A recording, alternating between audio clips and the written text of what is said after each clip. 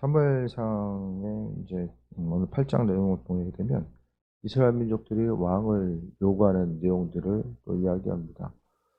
이스라엘은 하나님이 왕 되시고 또 그분께서 주인 되셔서 계속해서 다스려 오셨는데, 근데 이스라엘 민족들이 왕을 요구했을 때에 하나님께서는 기뻐하시지 않은 모습을 또 발견하게 됩니다. 무엇을 하든지 간에 다 주님이 기뻐하시는가 아닌가, 그것을 기준으로 삼아야 됩니다. 크고 작은 모든 행동하는 데서 그 작은 것에 하나에 조심하지 않으면 그 작은 것 하나로 인하여서 하나님의 영광 가리게 되고, 또 약속받은 또 축복의 백성으로서의 삶을 또 놓치게 되는 경우들이 많이 발생하게 됩니다.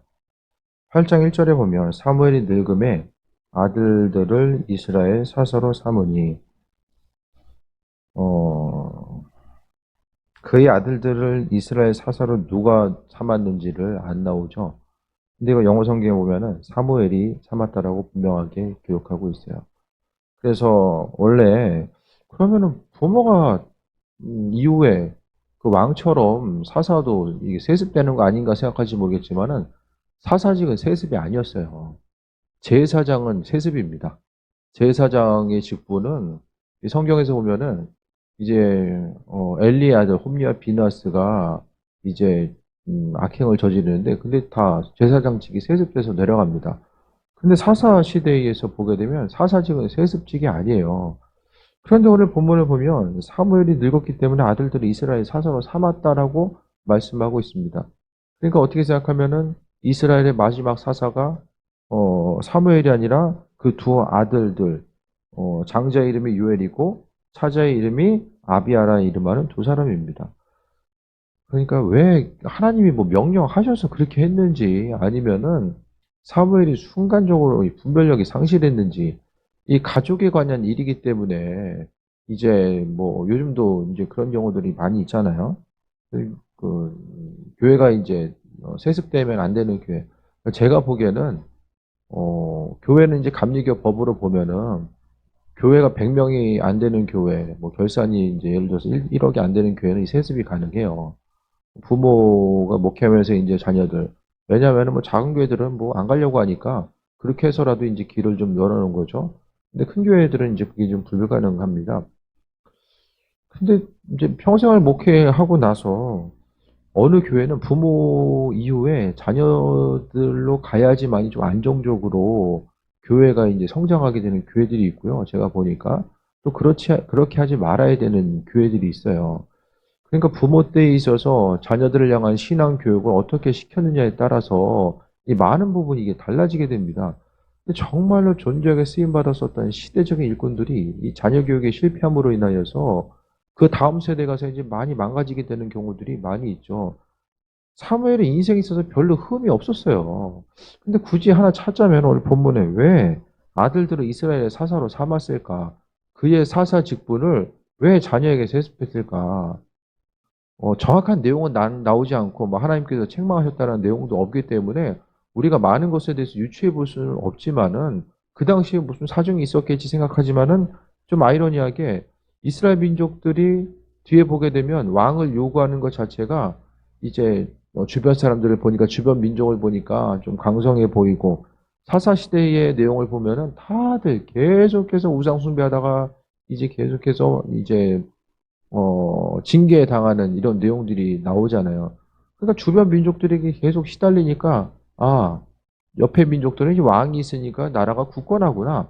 그런 생각을 하면서 이제 마음속에 이스라엘 민족들의 그 리더들의 생각 자체가 이거 왕이 있어야 된다 생각을 하죠. 그런데 왕정을 요구하게 되는 그런 그 동기가 뭐가 되냐면은, 이제 발화점이 된 것이 이제 사무엘이요, 사무엘. 사무엘이 자녀를 사사로 삼고 그 자녀들이 판결을 잘못하니까 그것으로 인하여서 장로들이 찾아와서 이제 얘기하게 되잖아요. 그래서 중요한 것은 교회 공동체는 뭐 세습하는 게 맞다, 안 맞다. 교회 가운데서 누구든지 일꾼들이 온전히 세워질 수 있으면 그것으로 인해서 참 이게 바람직한 행동이라고 봅니다. 뭐가 바람직하냐면은 교회 가운데서 자체적으로 일꾼이 세워지는 것.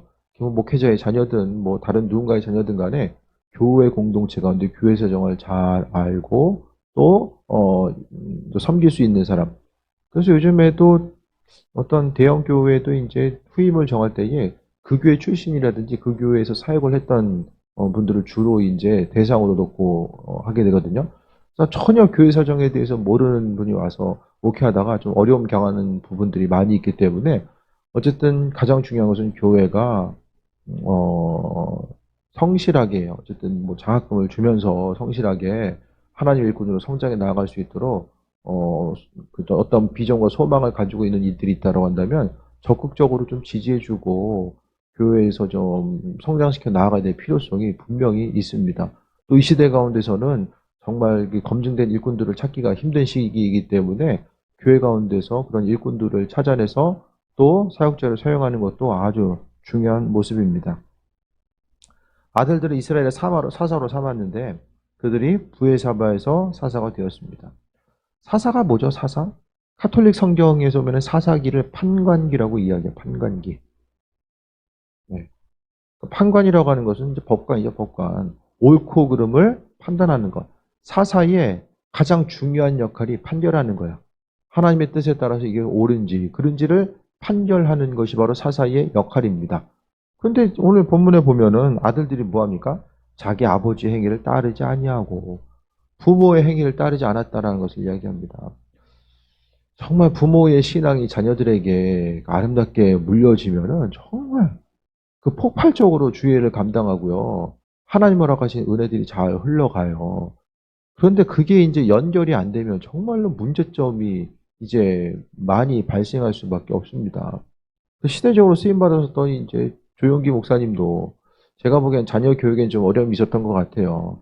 그래서 그 자녀들 때문에 본인이 또 어려움 당하게 되는 일들. 그러니까 시대적으로 쓰임받았었던 많은 일꾼들이 정말 안타깝게도 자녀 교육을 실패함으로 인해서 여러 가지 환란과 어려움, 그러니까 마지막에 목회의 마지막이 별로 이렇게 아름답지 못한 것. 그러니까 인생에 있어서의 성공은 자신뿐만 아니라 자녀들에게 믿음의 유산이 어떻게 흘러갔는지까지를 통해서 그 한 사람 한 사람이 이제는 목회를 어떻게 성공적으로 마무리했는지, 인생을 살아가면서 그 인생이 성공적으로 마무리됐는지는 자녀들까지 이제 좀 봐야 된다고 저는 생각을 합니다. 주의 일에 헌신하면서 많은 부분, 이 자녀들의 모습, 그러니까 자녀 교육을 실패한 많은 이제 분들이, 목사님들도 그렇고, 참 가장 후회하는 부분이 그거죠. 가족들을 잘 돌보지 못했다라는 것 때문에 정말로 후회하는 경우들이 많이 생깁니다. 신앙 교육을 온전히 해주고 또 그들에게 바른 길로 나아갈 수 있도록 인도해 주는 것이 부모의 바른 역할이죠. 한국 교회에서도 이제 믿음의 유산이 끊어진 많은 이유가 뭐냐면 이 고등학교 때 이제 뭐 입시를 앞두고 나서 학원 가느냐고 분명히 딱 다들 그렇게 생각하죠. 아, 대학교 가면은 공부 이제 잘해서 대학교 가면은 가서 이제 하나님의 영광 나타낼 거야. 거의 그런 일은 없어요. 고등학교 때 열심히 하나님이랑서 신앙생활을 했던 친구들이 대학 가서도 하고 대학원 가서도 졸업해서도 해요. 그러니까 그 공백기 자체, 그러니까 기도했을 때에 무조건 대학 가게 달라고, 무조건 취업하게 달라고, 무조건 잘 되게 달라고 그런 기도하지 마시고요. 취업을 하든 대학을 가든 예? 그것이 하나님의 영광 나타내는 것이면 그게 이루어지고 그게 아니면은 오히려 세상적으로 잘 돼 보이는 그 일 때문에 하나님 영광 가리거나 믿음 흔들리면은 안 하게 달라는 기도 하셔야 돼요. 그게 믿음의 용기와 결단입니다. 삶의 여정 가운데서 하나님의 뜻과 인도하심을 바라보면서 나아가는 거죠. 졸고 있는 아드님 깨워야 되는데 아들아 졸 때가 아니다 지금. 그래서 우리의 삶의 여정 가운데 이 믿음 교육, 신앙 교육이 온전히 이루어져야 되는 것이 너무나 중요합니다. 그래서 자녀들은 그냥 교회 왔다 갔다 하고 어렸을 때는 하라는 거 하라면은 그냥 하잖아요. 집에서 밥 얻어 먹으려면 해야 되잖아요. 쫓겨나지 않으려면. 그건 해요. 그런데 이제 집에서 이제 밥 먹는 거를 의지하지 않는 나이가 되면은 그것부터 자유로우면은 굳이 뭐 그러니까 많은 부모들이 교회 왔다 갔다 하니까 믿음 있다라고 속는 거예요. 그거 속는 거예요. 그러니까 세밀하게 교회 공동체 가운데서도 목회자로서 교회 왔다 갔다 하는 이들을 주일날 예배드리고 뭐 헌금생활 규칙적으로 하면 다들 이제 믿음 좋다고 생각하다가 목사님들이 그것 때문에 많은 부분 실패하게 됩니다. 교회의 일꾼은요, 기도하는 사람의 일꾼이에요. 네?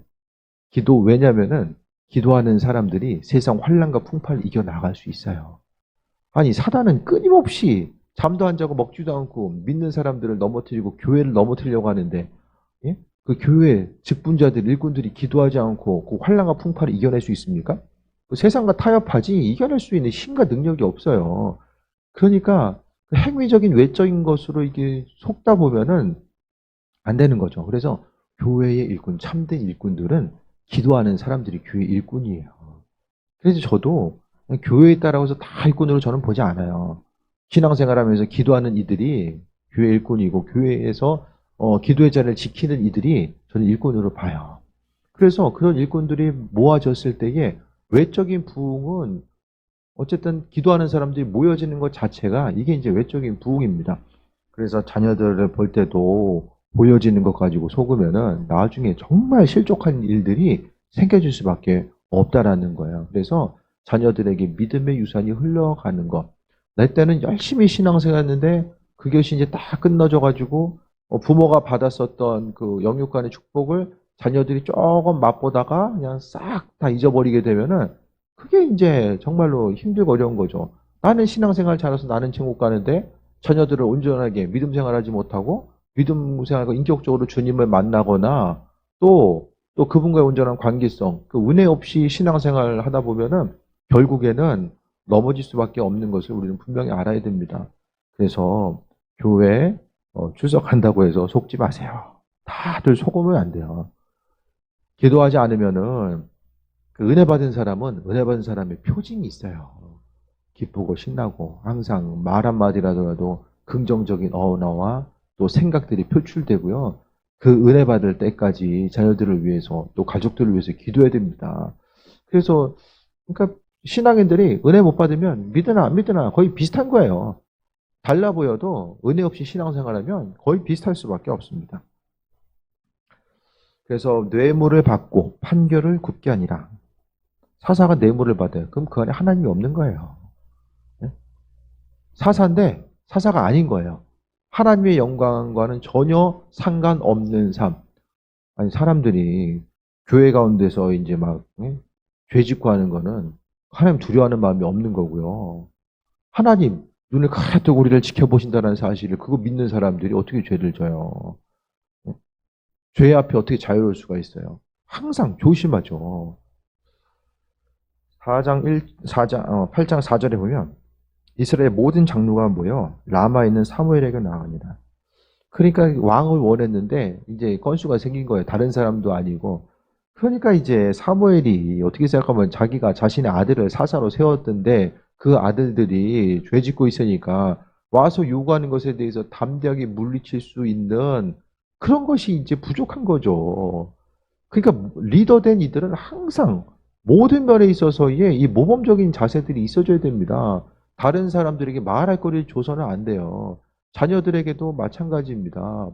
부모된 이가 기도해야지만이 자녀한테 기도하라고 이야기할 수 있고요. 믿음으로 바로 서야지만이 자녀들에게도 이러이러한 삶을 살아가라고 이야기할 수가 있는 거예요.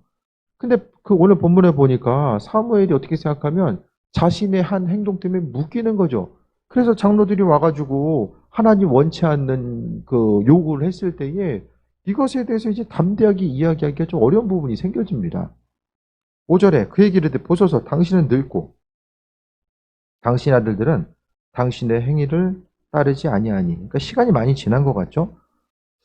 아들들은 당신의 행위를 따르지 아니하니라고 이야기합니다. 그러니까 지금 사무엘, 예? 사무엘이 누구예요 지금? 예? 평생을 교회에서 성장했잖아요. 성전에서 성소에서 성장을 성소에서 그런 사무엘 하나님 앞에 주의 음성을 하나님의 음성을 듣고 존귀하게 쓰임 받았던 그 한 사람이 자녀 때문에 마지막에 거의 이제 수치당하는 거예요 지금. 그 존귀하게 쓰임 받았던 일꾼이 자녀 때문에 수치당하는 거예요. 그러면서 근데 잘 생각해 보세요. 하나님이 구약에서 약속을 통해서 그 믿음의 사람들의 후손을 통해서 왕을 허락해 주셨거든요. 예? 왕을 하나님 처음부터 반대한 게 아니에요. 이스라엘 민족들, 유다 자손을 통해서 하나님이 왕이 있을 것이라고 분명히 말씀했어요. 그런데 하나님이 오늘 본문 가운데 왕을 원치 않는 것으로서 이렇게 비춰지거든요. 문제가 오늘 오전에 나와요.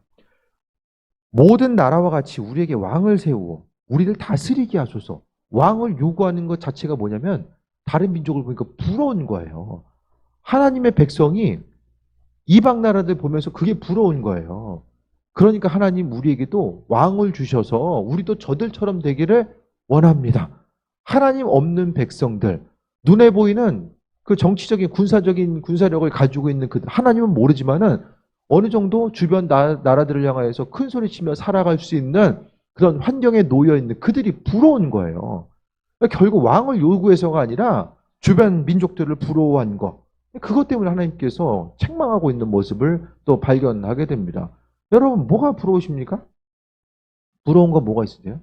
뭐 믿지 않은 사람들, 세상적으로 잘 되는 사람들 부러우십니까? 그 부러워하는 것, 하나님의 백성으로서 믿음과는 상관없는 것들 부러워하는 것을 하나님 절대로 좋아하지 않습니다. 날마다 삶의 여정 가운데 감사하는 것, 기도했을 때에 정말 하나님 감사합니다. 주님께서 하신 일들을 날마다 고백하고 감사하고 주께서 이런 일도 하시고 저런 일도 하시고 감사는 어떤 사람이 할 수 있냐면 하나님께서 내 인생 가운데 많은 일들을 행하신다라는 그 기대함, 그것을 분명하게 인식하는 사람들이 감사해요. 무슨 일을 하든지 간에 어떤 좋은 결과, 어떤 결과가 있든지 간에 그 일들을 하나님이 행하셨다라고 하는 그 믿음의 고백이 있는 사람들은 감사합니다. 계속해서 감사해요. 하나님이 행하신 것 때문에 감사하게 됩니다. 그러니까 우리가 기도할 때도 날마다 그분이 무엇을 원하시고 또 무슨 일들을 행하셨는지를 감사하고 영광 돌리면서 살아가는 거죠. 그래서 우리가 날마다의 삶의 여정 가운데 하나님의 주인 되심에 대해서 기억하고 감사하는 삶, 주변 사람들을 바라보고 부러워하고 믿음의 정체성을 잊어버리면 안 된다는 거예요. 그래서 주께서 오늘 하루를 향해서 행하신 것, 오늘 하루, 지난 한 주간 하나님 여러분의 삶의 여정 가운데 뭘 하셨는지를 잘 기억해야 돼요. 그리고 기도할 때에 그것을 잊지 말고 하나님께 영광 돌리고 감사해야 돼요. 주님 이런 일도 하시고 저런 일도 하셨네요. 근데 하나님의 일하심은 내가 발견할 수 있는 것은 정말 빙산의 일각인 거예요. 우리가 하나님이 이런 일도 하셨고 저런 일도 하셨네요. 그건 극히 뭐 0.001%나 될까요? 하나님이 우리의 삶의 여정 가운데 행하신 것들을 비교해서 봤을 때에 우리가 생각할 수 없고 알 수 없는 그 수많은 일들을 하나님은 행하신 거예요. 사람이 보지 못하고 알지 못하니까 그분이 무슨 일을 행하셨는지에 대해서 기억할 수도 없고 모르니까 감사하지 않고 스스로의 그 삶의 행동, 내가 내 힘 가지고 내 능력 가지고 살아갔다고 이제 착각하면서 행하는 거죠. 그래서 기쁜 일이 있으면 내가 했기 때문에 어려운 일이 있으면 내가 뭐 잘못했을까? 이것을 생각하는 거예요. 오늘 본문 가운데 우리 왕이 있어야 되는데 모든 나라와 같이 우리에게 왕을 세워. 그 하나님의 왕이 아니라 이방 나라처럼 하나님과는 상관없이 나라를 다스리는 그들, 그것에 대해서 요구하는 거죠. 왕을 세워 우리를 다스리게 하소서라고 합니다. 하나님이 주인 되심에 대한 소망함이 아니라 왕이 다스리는 것, 주인이 누구인지를 잊어버린 거죠. 이스라엘은 출발점부터가 신정국가야. 하나님이 주인인 거죠. 신정 일축국가가 이스라엘입니다. 처음부터 지금까지 계속 그래왔어요. 그런데 오늘 본문 가운데 왕을 요구하는 것 자체가 저렇게 되기 위해서, 그러니까 세상적으로 잘 되기 위해서 하나님 왕을 주세요라고 이야기합니다. 믿음 생활하면은 부러워할 게 뭐가 있어요? 세상 다른 거 부러워할 게 뭐가 있어요? 하나님께서 필요한 것들은 알아서 하나님의 방법대로 채워주시고 또 앞으로 채우실 것에 대한 소망을 가지고 나아가는데 이게 부러워할 것 자체가 뭐가 있겠습니까? 6절에 우리에게 왕을 주 우리를 다스리게 했을 때에 사무엘이 그것을 기뻐하지 아니하여 여호와께 기도하며 아무 얘기 못하고 기도한 거예요. 말을 하지 말아야 되겠다라고 생각할 수도 있고 자신이 어쨌든 한 행동 때문에 말을 하지 못했을 수도 있는데 사무엘은 이 순간에 그러니까 여러분도요 어떤 일을 선택하고자 하는 그 순간에 좀 확신이 없을 때는 뒤로 미루세요.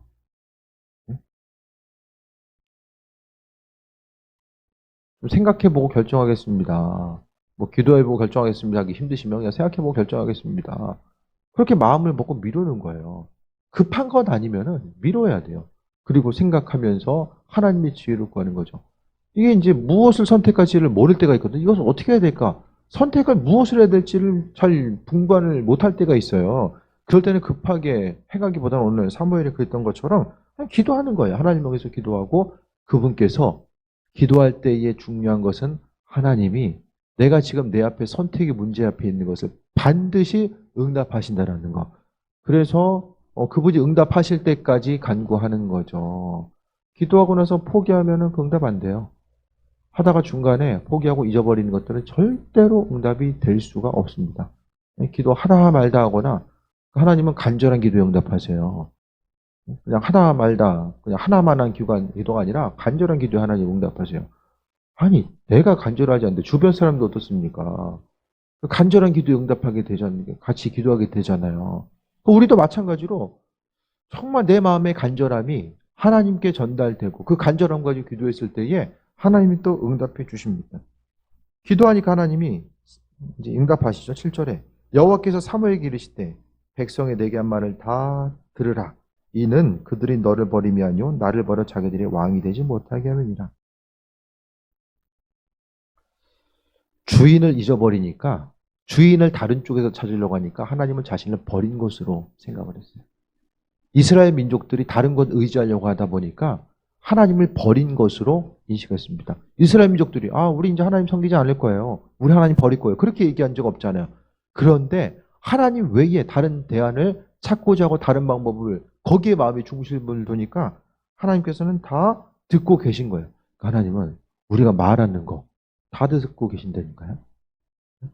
무슨 말을 하나, 누구를 만나고 무슨 말을 하나 다 하나님께서는 놓치지 않고 다 듣고 계세요.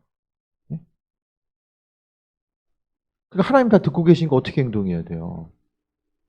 원망 다툼하고 불평하고 그게 아니라 하나님 듣고 계시기 때문에 우리가 그분이 들으실 수 있도록 기도할 때도 그 순간에 하나님이 다 들으신다라는 것에 대해서 기억하면서 기도하는 거죠.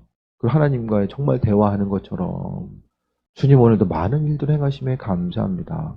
생각지도 못했는데 이런 일도 하셨고 저런 일도 하셨네요. 그렇게 기도하면서 또 여전히 마음속에 아픔이 있으면 그러니까 문제가 있으면 사람들이 이제 어려운 문제가 있으면 그 문제 붙들고 계속해서 문제에 매몰돼서 기도하거든요. 하나님, 이 문제 있습니다. 이거 해결해 주시고 이렇게 해주세요. 그 문제를 내가 싹 붙들고 나서 하나님께 기도하는 것보다는 그 문제가 있잖아요. 주님 이런 문제가 있는데 내 인생 살아가는 것 자체가 이제는 내 방법대로 살지 않고 하나님 방법대로 살고자 합니다. 그렇기 때문에 이 내 문제는 이제 내 것이 아니라 하나님께서 행하셔야 될 문제이기 때문에 주님께 이 문제들 맡겨드립니다. 하나님께서 하나님의 방법대로 내 지혜와는 비교할 수 없는 그 하나님의 능력과 지혜로 그 모든 것들을 행하시고 인도하시길 바랍니다. 그러니까 문제 가지고 씨름하면서 기도하지 마시고요. 하나님께 맡겨드리세요. 그래서 내 문제지만 이제 정말로 내 게 아니라 하나님께 맡겨드리는 것. 그와 같은 기도가 정말로 지혜로운 기도입니다. 때로는 그 야곱이 천사들과 씨름했던 것처럼 죽을 힘을 내서 환도뼈가 부러질 때까지 그 씨름했던 그 부분 있잖아요. 간절한 기도의 모습은 필요해요. 예? 정말 간절하면 그렇게 기도한다니까요. 뼈가 부러질 정도로 기도하는 그런 야곱이 그냥 쓰임 받았던 게 아니에요. 야곱의 후손을 통해서 이스라엘 12지파가 그냥 나온 게 아니에요. 그토록 주님과 정말 천사와 씨름하면서 하나님의 은혜와 은총을 간구했던 그 모습이 하나님 기쁘시게 드렸던 것으로 나타나게 됩니다. 그래서 다른 것 의지하는 거. 그러니까 내가 내 문제 가지고 그러니까요. 문제 가지고 계속 매몰돼서 기도하다 보면 그 문제 가지고 이게 탄식하고 하나님 앞에 탄식하다 끝나게 돼요. 네?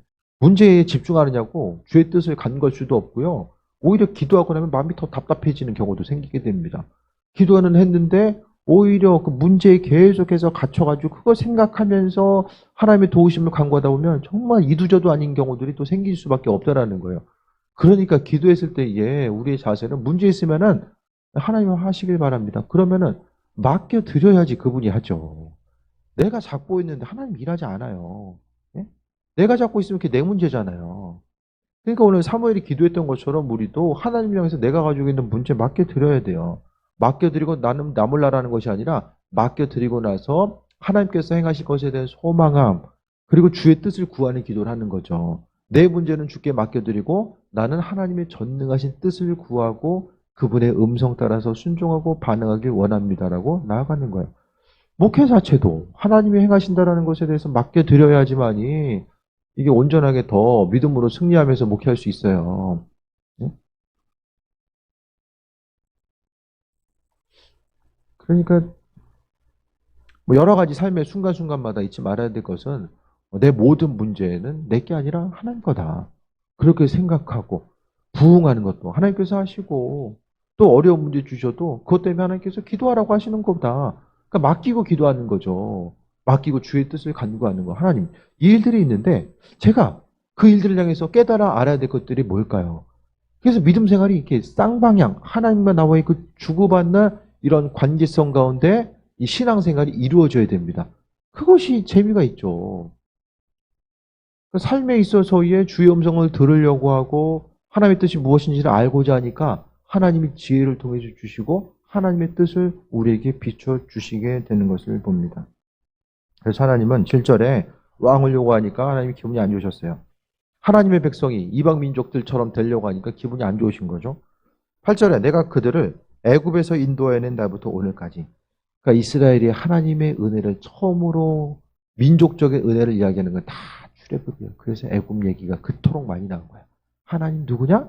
애굽에서 구해낸 하나님이에요. 이스라엘 민족들에게 출발 자체가 하나님으로부터 출발했다라는 거죠.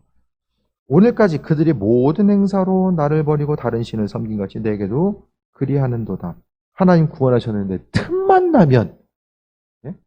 틈만 나면 그 두더지 게임기 있잖아요. 올라오면 그냥 한 대씩 맞으려고 계속 올라오잖아요. 그 우상 숭배 어떻게 하면 할 수 있을까에 대해서 틈만 나면, 신명기 말씀 낮에 봤던 것처럼 비는 하나님 주신다고 하는데 이 바알과 아세라가 비를 준다라고 생각하는 말이고 속아가지고 끊임없이 우상 숭배 계속 하잖아요. 비를 내려야 되는데 요거 교회 갈까 저 절에 갈까, 요거 이제 날마다 중간에서 고민한 거예요. 비를 내려야 되는데 어디로 가야 되는가. 그래 둘 다 가자. 여기도 가고 저기도 가고. 다다익선 있게 생각한 거죠 그들이. 그래서 하나님은 이스라엘 민족들을 선택하시고 나서 별로 이렇게 기분 좋으셨던 적이 많지 않은 것 같아요. 항상 백성들 때문에 정말 이 마음에 좀 어려움을 갖고 있는 그런 모습. 하지만 자녀이기 때문에 또 구원하시는 모습. 그래서 9절에 그러므로 그들의 말을 듣되 너는 그들에게 엄히 경고하고 그들을 다스릴 왕의 제도를 가르치라. 해도 말 안 들으면 그냥 하나님 내버려 두세요. 네? 제가 가끔 말씀드리잖아요. 부모님 말씀 듣고 하지 말아야 되는 행동들을 하지 않는 게 제일 중요해요. 괜히 몇 대 맞고서 안 하면 어차피 안 할 거 맞으면 아프잖아요. 그러니까 하나님은요, 정말 사람이 간절히 원할 때 그냥 내버려 두신다니까요. 그래, 한번 가봐. 내버려 두세요. 네? 사람도 이제 물에 빠지면은 처음엔 건지지 말라고 하잖아요. 같이 죽으니까. 어느 정도 좀 기운이 빠져가지고 포기할 때쯤 돼가지고 건져야지만이. 왜냐하면 건지려고 한 사람 계속해서 그냥 팔이든지 다리든지 붙으면 못 데리고 나오는 거예요. 바다에 빠진 사람 구하려고 했을 때에. 그 비슷한 예가 될지는 모르겠지만은 하나님은, 그러니까 사람도 보면은 교회에서도 말씀을 들어야 될 때가 있어요. 저도 교회에 서서 이제 신앙생활 할 때 좀, 바르게 좀 세워져야 될 이런 상황들이 있을 때 그냥 자주 얘기했는데 요즘에는 최대한 얼마 전부터는 때가 됐을 때 얘기해야 되겠다 그런 생각을 하나님께서 더 마음을 주세요. 들을 귀가 열려졌을 때에, 그러니까 삶을 통해서 그 때가 되었을 때에, 그러니까 인생에 그게 이제 고난의 순간이죠. 고난 가운데 계속 걷다 보면은 이거 내 방법대로 안 되는구나. 그것에 대해서 마음에 이제 인식이 될 때가 있다라는 거예요. 그래서 하나님은 잘못한 일을 하나님의 방법과 길이 아닌 길로 가는 사람들에 대해서 우선은 일단 내버려 두실 때, 오늘 본문처럼 그래 왕을 요구해? 그래 거기를 한번 가봐. 그렇게 오늘 본문은 그냥 내비 두시는 거예요. 그런데 그렇게 갔을 때에 나타나는 문제가 뭔지에 대해서 10절부터 이제 계속 나오게 되는 거죠. 이스라엘은 왕 생겨가지고요. 우리가 보게 되면 열왕기 열왕기나 역대에 보면은 죽을 고생합니다. 왕들이 우상 숭배하면서 같이 그냥 3년 동안 비가 안 오기도 하고 끊임없이 적들의 침입에 시달리고 왕 때문에 아주 죽을 고생해요. 왕이 있어가지고 그래도 좀 큰 소리 쳤던 적은 다윗과 솔로몬 때, 그 뒤에 그냥 한두 번 정도 있었는데 그 다음에는 계속해서 그냥 예? 퍼 맞느냐고 그냥 정신 못 차리는 역사들을 이제 발견하게 돼요. 그 삶을 통하여서 하나님이 미리 말씀하실 때, 예? 말씀하실 때 그때 움직이고 반응해야 돼요. 성경 말씀을 통해 깨달아 알 수 있도록 하실 때나 또 담임 목회자를 통해서 권면하고 이거 이런 방향으로 이렇게 나아가야 됩니다. 그랬을 때에 그 말을 듣고 나서 주님의 말씀을 듣고 나서 돌이키고 움직이고 하면은 참 지혜로운 거야. 근데 사람이요 실제적인 삶으로 움직이는 것은 급해야지만이 당장 일이 터지고 급해야지만이 문제가 생겼을 때만이 그때서 이제 이 수습하고 또 방향성을 찾아 나가려고 하는 거거든요. 근데 그때는 더 힘들어요. 기도하는 것도 힘들고 문제를 수습해야 되니까 힘들고 그러니까 당장 생긴 어려움들을 해결해야 되니까 더 힘든 거죠. 그러니까 일이 생기면 막상 뭐 하려고 하면 한참 늦어요. 기도는 미리 해야 되는 거예요. 미리 준비되고 미리 해야 돼요. 닥쳐가지고 기도하려면은 사람이 마음이 얼마나 조급합니까? 정말 조급해요. 문제가 생겼을 때 그 문제를 해결해 나아가는 것 자체가 너무나 조급하게 움직이고 평상시에 기도하고 기다림을 통해서 하나님의 이끄심과 인도하심을 경험했던 사람들은 동일하게 기다리는데 그게 그 신앙의 습관적인 그 행동이 돼 있지 않으면은 문제 생겼을 때만 기도하면은 어떻게 됩니까? 기도하게 하려면은 계속 문제가 끊임없이 나타나는 거예요. 제일 미련한 거예요. 문제 생겼을 때만 기도하는 게 제일 미련한 거예요. 기도 안 하네? 문제 하나 던져줘야 되겠구나. 그럼 또 문제 생겨서 기도하고 또 살만하면 이스라엘 민족들이 그거 했잖아요. 사사기를 통해서. 힘들어서 기도 하나님 구원해 주시고 살만하면 또 우상 숭배하고 이게 이제 사사기의 온전한 역사입니다. 이스라엘은 하나님을 잊어버렸어요. 하나님이 잊어버리니까 하나님이 잊어버린 삶의 모습은요. 상실한 마음만 남고 세상 것만 남아요. 세상의 껍데기들, 없어질 것들만 심령에 가득 찹니다. 그것이 하나님 없는 삶, 또 주께 마음의 중심을 두지 않는 사람들의 모습이에요. 그러니까 기도하는 사람들은 마음에 주님 은혜를 빼앗기지 않고 결국요. 기도는 하면 할수록 느끼는 건데요. 기도는 뭘 어떤 것을 받기 위함보다는 나 자신을 지키기 위해서 하는 것 같아요. 하나님의 백성으로서 믿음 흔들리지 않고 주님 기뻐하시는 삶을 살기 위해서 기도하는 것 같아요. 인생이 부족하기 때문에 이것도 주시고 하나님 더 예비하셔서 더 쓰임받게 해주세요. 그것보다는 제일 첫 번째로는 기도해야지만이 믿음도 지키고 흔들리는 마음. 사람이 신앙적으로 마음먹은 그게 돼요? 이게 힘들어요. 힘들기 때문에 날마다 기도하면서 주님 붙들지 않으면은 내가 계획한 것도 이룰 수가 없어요. 아니, 당장 오늘 하루 계획한 것도 이루기 힘든데 먼 장래일을 바라보고 꿈꾸며 소망하며 나아간다라는 것 자체가 이게 얼마나 어려운 일입니까? 날마다 주님에 나와서 기도하지 않으면은 정말 스스로 믿음 지킬 수 없고 저도 믿음 지키기가 힘들어요. 기도하지 않으면 믿음 지키기가 힘들죠. 그래서 정말 내 믿음 지키고 또 하나님께서 주신 나에게 허락하신 그 은혜와 기름 부음을 빼앗기지 않기 위해서 기도하는 거죠. 그러니까 기도가 밥 한 끼 안 먹으면 배고프잖아요. 예? 두 끼 막 이렇게 밥 계속 안 먹으면 배고프잖아요. 그것보다 몇 배의 갈급함을 기도하지 않을 때에 그 마음에 밥이 안 먹으면 뭐 그냥 살 빠지고 그냥 며칠 좀 다이어트 하면서 당장 몇 개 안 먹는다고 뭐 큰일 나거나 죽는 거 아니잖아요. 근데 기도는 쉼을 통해서 여러 가지 문제들이 실제적으로 발생한다라는 거예요. 그러니까 사단이 행하는 것은 뭐 여러 가지 것이 아니라 그냥 기도 못하게 하면 다 되는 거예요.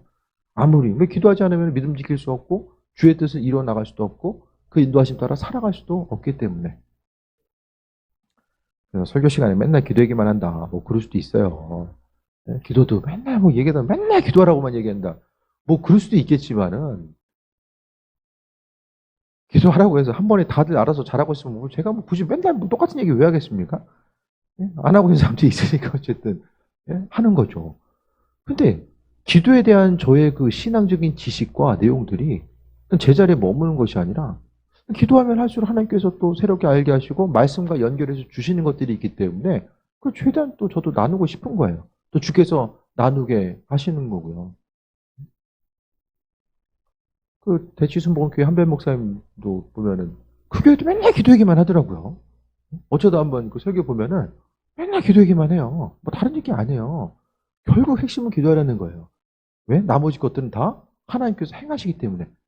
우리가 이 땅에서 풍성한 삶을 사는 거, 사명 감당하는 거, 하나님 나라를 준비하는 거, 주변 사람들을 세워주는 거, 모든 것에 다 기도가 들어가 있어요. 전부 다. 그러니까 삶에 있어서 이 어떤 기도를 시작할 때 요즘 생각은, 내 인생에 있어서의 가장 영양가 높은, 예?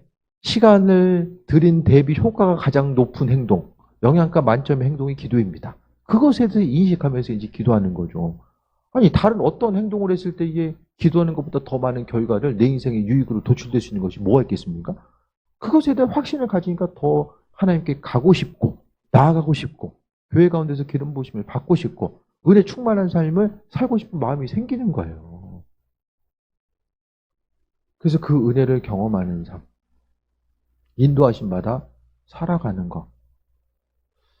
그래서 저는 앞으로는 개인적으로는, 개별적으로는 기도하라는 얘기 잘 안 하려고 해요. 그냥 알아서 마음 받고 좀 움직이는 그런 삶의 모습.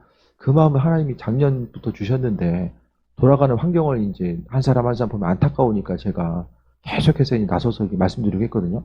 근데 그것보다는 어쨌든 주님 말씀에 좀 귀를 기울이면서, 강대상에서 충분히 기도에 대해서 설명드리고, 아버지께서 주인 되시는 삶이 무엇인지를 이제 선포하고 있으니까 그 말씀에 대해서 들을 끼 있는 이들은 잡는 것이고, 이 들을 귀가 열리지 않으면은 개별적으로 얘기해도 이게 잘 안 들리는 거죠. 그러니까 말씀을 통해서 주인이 누구인가? 주인을 잊어버리면은 세상 사람들, 믿지 않는 사람들이 부러워요. 멸망할 수밖에 없는 그들이 부러워요. 그들이 소유가 부럽고 할 수 있는 것들이 부럽고 다 부러운 거예요. 하지만은 하나님의 백성으로서 믿음의 정체성을 갖게 되면은 세상 부러울 것이 뭐가 있습니까? 뭐가 부럽습니까? 다 아버지께서 선한 것을 이루시고 함께 하실 텐데 뭐가 부럽습니까? 네? 내일은 내일이 아니라 하나님이 하시는데, 아니 창조주 하나님, 네? 다른 누군가가 아니라 온 우주 만물을 창조하신 그분께서 다 행하시는데 이 부러울 게 뭐가 있어요? 부러우면 그 믿음 없는 거예요. 네? 하나님을 창조주로서 우리가 인식하고 받아들이는데 문제 있으면 그분께서 하시는구나. 하나님께서 안 하시겠으면 하나님 좀 하셔야 됩니다. 이게 조금 급해 보입니다. 하나님. 이 문제 좀 하나님이 좀 하셔야 될 것 같습니다. 한 번씩 더 기도하면서 하나님께 정말로 주님께서 하시는 것, 그것에 대해서 소망하면서 아버지께 간구하는 거죠. 모든 일들 가운데 스스로 다 빨리 결정을 하세요. 내가 스스로 하려면 기도할 시간 아껴가지고 그냥 스스로 할 수 있는 일을 부지런히 연구하시고 노력하셔서 그냥 그렇게 살아가시면 되고요. 삶의 여정이 하나님께 마음의 소원을 두고 한다고 한다면 그 마음이 정해지면 기도부터 쌓아서 준비하는 거죠. 기도를 왜 해야 되냐면은 믿음 때문에 기도해야 돼요. 기도로 준비하고 분명한 응답받고 움직이지 않으면은 무슨 일 하든지 간에 중간에 그만둬요. 오래 할 수가 없어요. 확신이 없기 때문에. 제 목회 예를 말씀드렸잖아요. 목회도 응답받고 목회하면은 끝까지 가요. 근데 응답 없이 목회하다 보면 내가 이게 순간적으로 그때 좀 이게 소명의식을 잘못 가졌나 보다. 요거 생각하다가 중간에 포기하는 경우들이 이제 점점 많아지거든요. 그러니까 기도하면서 무슨 일을 행하고자 하면 기도하면서 이제 준비하고요. 기도할 수 있는 힘과 능력이 없다. 그러면 안 하는 거예요. 새롭게 뭘 시작하려고 하지 마세요. 뭘 하거나 어떤 계획을 잡고 뭘 하는 것 자체가 이게 이제 실패할 수 있는 확률이 이제 대부분이기 때문에 기도할 수 있는 힘과 능력, 하나님께 먼저 기도할 수 있는 힘과 은혜를 구하세요. 뭐 많이 하려고 하지 마시고 하나님 내게 은혜 주셔서 나로 하여금 기도할 수 있게 하시고 하나님께서 주인 되심을 소망하는 귀한 삶을 살게 해주세요. 왜냐하면 기도가 의지 가지고 안 되거든요. 주께서 은혜 주시고 마음에 그 기쁨과 소망을 주셔야지만 기도할 수 있어요. 네? 그러니까 먼저 그걸 간구해야 돼요. 하나님. 그게 돼 있고 하나님께서 믿음의 확신 주시고 또 사람을 연결시켜 주시던 또 내 마음에 어떤 확신을 주시던 간에 그게 되었을 때 그다음부터 그 일들을 시작해 나아가는 거죠.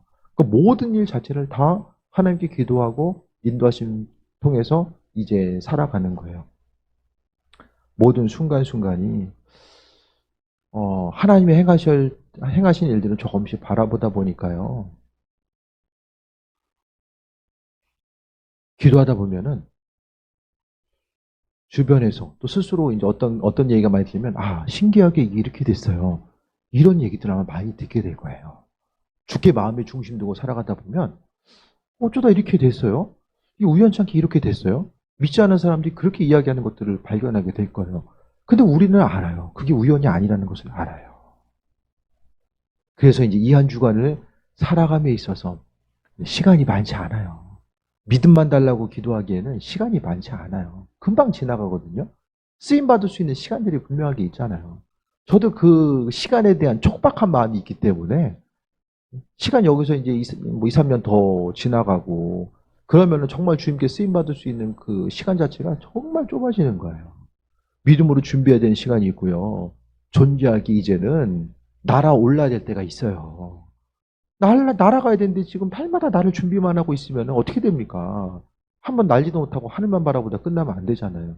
그러니까 날아갈 수 있는 소망, 그것에 대해서 이제 준비가 되고 주의 은혜가 이제 충만하게 앞을 향해서 나아가는 그 믿음의 선순환이 이루어져야 됨을 말씀하고 있습니다.